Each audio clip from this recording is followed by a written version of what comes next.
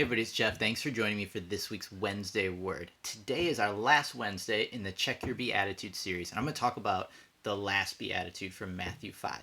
Then, this coming Saturday, we have our worship night, where I'm going to talk about the Beatitudes again, but kind of as a whole unit. So I really hope you'll be able to join us Saturday night at 6:30 on either our Facebook page or the Watch Live page of the website to hear some great worship from our guys Eugene and Kelton.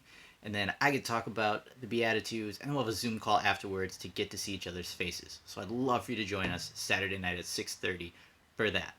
But today, let's get on with that last Beatitude. So it is Matthew chapter 5, verse 10. Blessed are those who are persecuted because of righteousness, for theirs is the kingdom of heaven.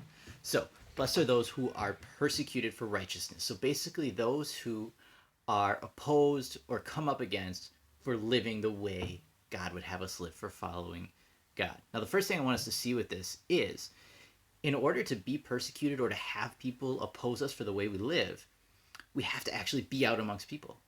All right? And it's not explicitly said, but we can think about it, right?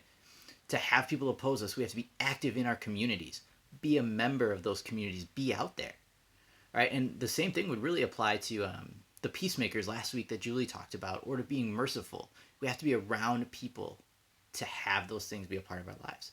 So it's kind of like the underlying tone here is Jesus is saying, get out there, be an active member of your community. In essence, get in the game, right? And when you're in the game and you're following my way, my rules, living for Jesus, some people might oppose you because of that, or have an issue with you, or come at you because of that. Now, when I think about the getting in the game and maybe people not liking the way you play the game, I go to sports naturally. I'm a huge sports fan. And baseball is the one that stuck out to me for this, and the New York Yankees. Now, the Yankees are one of those teams in sports that you either love, which is like those New Yorkers that love the Yankees, or you seem to despise them, right? You just can't stand the Yankees, right? And it's because of the way, maybe they've always won, maybe because they spend a lot of money on players. They also have the Yankee way, as they call it. You know, they have rules about hairstyles and facial hair, and just the way they've carried themselves and presented themselves rubs people the wrong way. All right, so people are opposed to the Yankees because of that. That's not so dissimilar here. Now, am I saying as Christians we should be the New York Yankees? Absolutely not. Please don't hear me say that. I'm a huge Brewer fan, not a Yankee fan. My mother-in-law and I go back and forth on that all the time. She's from New Jersey, loves the Yankees. I'm a Brewer fan. We're not supposed to be the Yankees. But we need to be in the game, playing the way Jesus would have us play the game, living our lives the way Jesus would have us live our lives, living for that righteousness, that right living.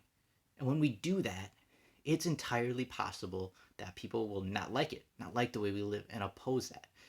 But what Jesus is saying is we shouldn't cave. We shouldn't compromise the way we live or our beliefs. He says we're blessed because ours is the kingdom of heaven.